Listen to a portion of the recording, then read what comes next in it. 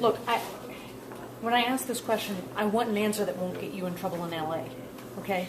I'm not the kind of reporter who's digging for red meat, but one of the things that you said last night is that this is the most fun you've had as a professional player, and a lot of people are going to wonder why that is. You know, this is great fans, but they're out front of the buildings getting petitions signed about what they want to see change happen. You know, it's a great city, but like you said, under the radar. So for people who don't understand how you could possibly think that this is the best time you've had as a player, could you explain it a little further? Yeah, well, I think it starts at the top. I mean, I've seen just the owner walking in and out of the room a handful of times in the short time I've been here. It's just, I think it starts at the top with winning, and he's obviously has a hand in it, and he's involved, and all the great sports teams have great ownership, and just to see that is a huge positive for me. And You driving? Management and coaches tell me from the moment I got here, just be yourself. And the guys in the room have made it so much easier for me to be here. We're hanging out today, right? We're having fun, but working hard at the same time. And the atmosphere around here, I was shocked at when I got here of how positive it is. And look at that hunchback. It doesn't happen. It's not an everyday thing. I mean, it's it's a different atmosphere than it was in LA. And it's funny. Some people would say, oh, geez, I'm sorry you're from Los Angeles, but truthfully, if you're not having fun going to the rink, it doesn't matter where you're playing. And I've told people before I could be playing on the moon, but if I'm happy going to the rink, that's all that matters. Well, one thing that I think would be attractive to you, knowing your personality a little bit, would be you're the kind of guy who likes to carry the banner for a team, aren't you? And that's something you're being asked to do here. Am I correct about that? Well, yeah, I mean, I want to have a say in the game.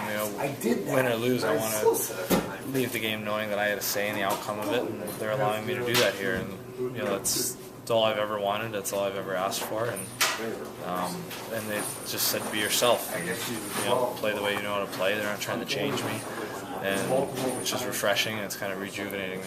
Is that both in the dressing room and on the ice? I mean, I know I cover multiple sports. Brandon Phillips said one of the things that attracts him about the Reds is he's able to be who he is as a person.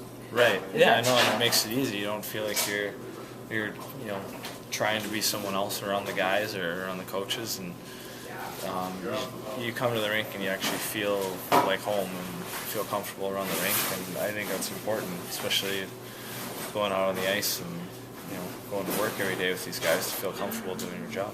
One thing that Matt and I were discussing before you came in here, and I was trying to talk him out of it, but he seems to think highly of you and of Wiz, and it just seems like in a situation where things weren't good, there wouldn't be enough good things for both of you because you're both good players and there's only so many accolades, only so many letters to go around and whatnot. But you guys seem to have a really good rapport. Oh, I must be misreading the situation entirely. No, I think but you see what I'm saying, right? Yeah. No, I mean, we enjoy playing with each other, and we believe it or not, we enjoy each other's company off the ice, and I think it's a healthy relationship. I think we kind of thrive off each other, and Thrives off me. That's and it's a lot easier doing interviews not around them.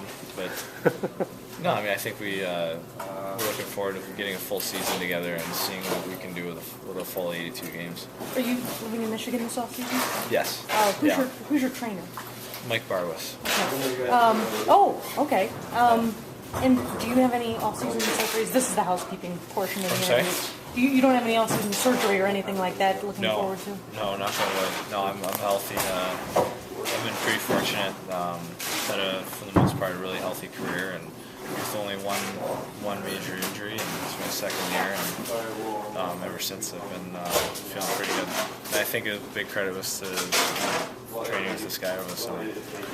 So do you have things that you do plan to work on this off season to help get you ready for a full season in Columbus?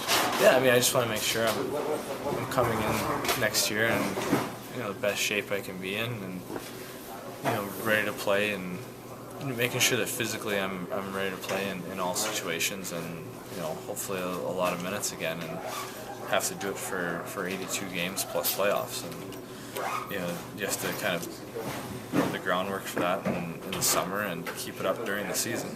Was it important to kind of end on that big note to kind of give that to the fans? Yeah, it was important to us too. I mean, we had set a goal for ourselves. This team is better than what it's shown in the standings, and we kind of had something to prove to ourselves. If you had to say, I mean, obviously, as Lori said, we don't want to get you in trouble, but leadership Yes, is going don't to be give a us big. any red meat, It's please. going to be a big question this offseason. Do you look forward to the challenges of the leadership next year in the locker room? Well, yeah. I mean, I think the leaders here right now are they're good people, great players. And, I think they've done a great job, especially at the end of the season. It's hard to keep a team's morale up when you're in 15th place. And I think that they did a great job. And I don't think that in the room there's any question of leadership.